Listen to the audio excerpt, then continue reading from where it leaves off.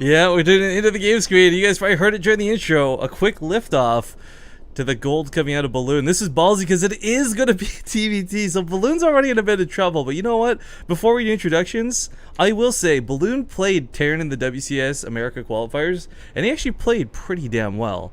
At any rate, guys... he's not bad at Terran. He's just not as good at it. At any rate, guys, this is a best of 7 random versus random show match, and not here in the top right corner, but more the middle of the map, the purple Terran player from My Insanity, Balloon. And his opponent is spawning also as Terran in a TVT. Up to the top left, we have our red My Insanity player. It is going to be Jjakji. So this is kind of interesting, because we had that poll up on Team Liquid, right? Like, who's going to win this show match? And one of the joke ones was, you know, we got either Jjakji or Balloon or Jjakji randoms Terran. And I think that was a big question on everyone's mind today. How many times is Jjakji going to random Terran?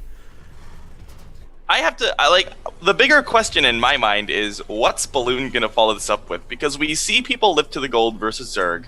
We see people lift to the gold versus Protoss. Never. I don't think I've ever seen somebody lift to the gold versus Terran.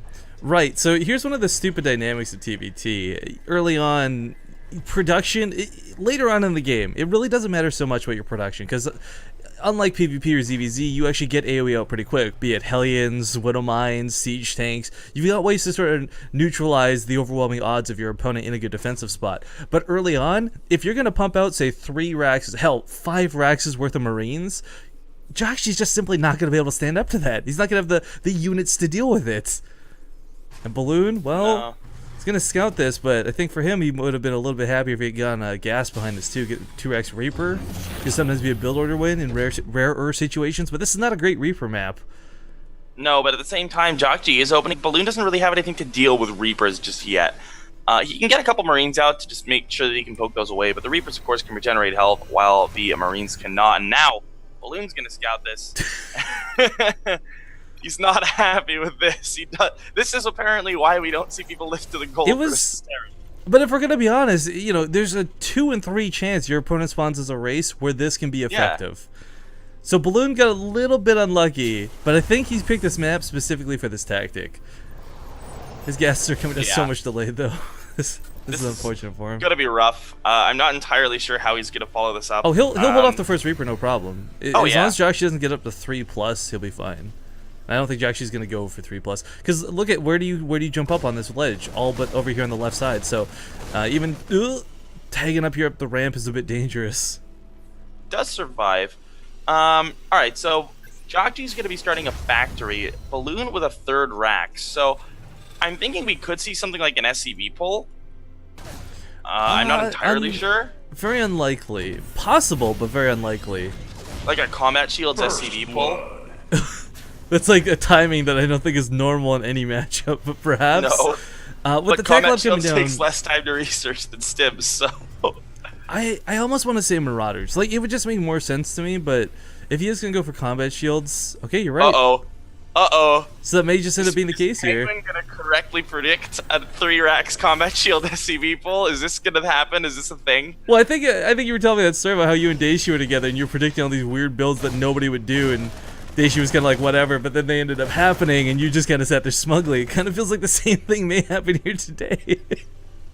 Yeah, looks like it. And we have a factory coming down for Balloon, though, so he's not looking to just get a bunch of racks units and go. Jjakji behind this, going to be getting up the starport. A tank coming out already, so he's getting ready for an all-in, which is good, because what I always say about lifting to the gold is that you're gonna all-in, because this is not a place to play macro from, because you're going to mine out in like 10 minutes. You don't want to play macro from a gold base. Not only that, but you leave your critical buildings here, like supply depots, tech labs, barracks. Like, you can't exactly float depots back towards the main. Although, David Kim, that'd be cool if you could. Oh, this is cute. We have the Reapers from the low ground with the vision from the Zelnaga tower poking away, picking up a couple of Marines here. Nice control by Jjakji. I don't know why Balloon's choosing to engage this, though. He doesn't need to. They can't range the SCVs from the cliff. Not without being in danger from the Marines. Yeah. Behind this, you have a starport and a reactor coming down. This is the most cluttered base of all time I think I've ever seen. Right? Like, I'm a little bit worried whatever comes out of that factory may not be able to get out of the base. Yeah. This is weird, obviously, but yeah, seeing looks like combat the shields Reapers... this early is so strange. Well, it will give these Marines a little bit more durability against these Reapers, who are both still alive. Jesus. Oh.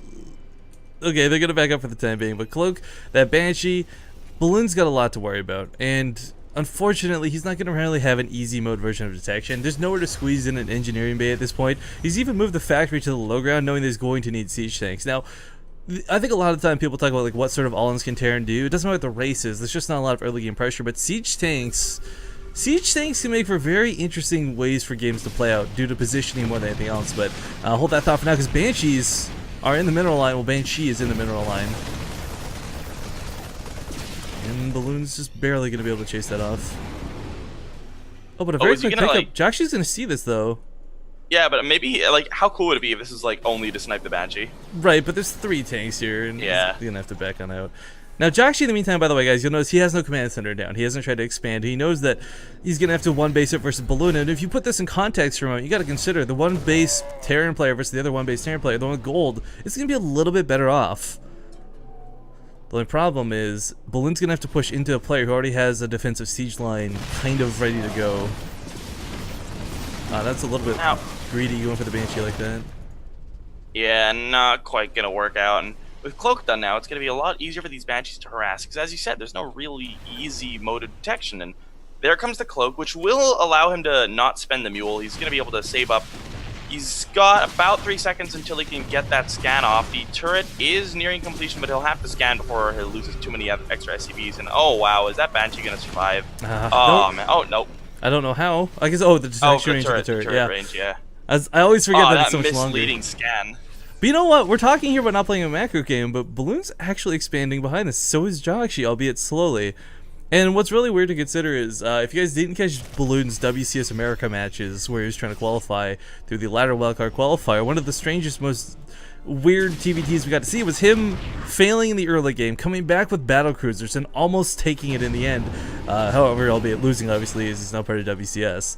Still, though, it was a very close game that, for some reason, I don't know, it shouldn't have happened the way it did, but Balloon managed to make it work from a behind scenario. Yeah, I didn't catch that game, but he did have a really good run through those qualifiers, losing only out to Ryung. Losing 2 under Ryung is something that is... he gonna... Ooh, this little mini Doom Drop is not gonna work by the looks of it. It's already units you're defending. No way. I thought for a moment he's gonna put siege tanks on the gold base over here, use those to provide cover fire for his landing forces, but not gonna be the case. A lot of people forget that you can siege up from over here and reach most of this cliff ledge. However, it looks like he's going to go around from the other side. However, no matter where he drops, Jjakji has tanks ready to shoot. And I love that he's left this one up here by the starport. It covers that little corner of the base. It covers his mineral line. Jjakji has got his ass covered in every way possible. In fact, even behind the mineral lines at the natural base is in range of those siege tanks. He's at 6 tanks now. I mean, there's not going to be much of a way to actually kill this. Oh, that medevac. I think Balloon forgot to scan. He moved his Marines to deal with the Banshee. Oh, wow. Wait a second. There's a big Doom Drop coming in the back of the base here. There are no tanks here. It's the tanks one up for Balloon. The one spot, literally the one and only spot in the entire base that wasn't covered by this. Stim is done, and Balloon says, you know what, I can't push too far forward, but I will go for those depots. His first tank is going to go down. His second tank is going to go down. These medevacs have got to get out of here alive, though. Loses one, but it's empty, so that's okay. Oh, whoa, Balloon, careful. Okay. Yeah, it's kind of like, whoa. Looks like we had another drop attempting to go off while this was happening, too. This medevac with 5 HP. Didn't catch where it was going down, but I'm assuming the corner of the base, which would explain Jjakji's a bit delayed response. Now, Jjakji has, with the Banshees, killed off 9 workers. Balloon just killed off 13, so he's doing an okay job here. He's got to move a lot of these workers from the gold on over to his new base. Yeah, his SCV count is pretty low, too, in comparison. Yeah.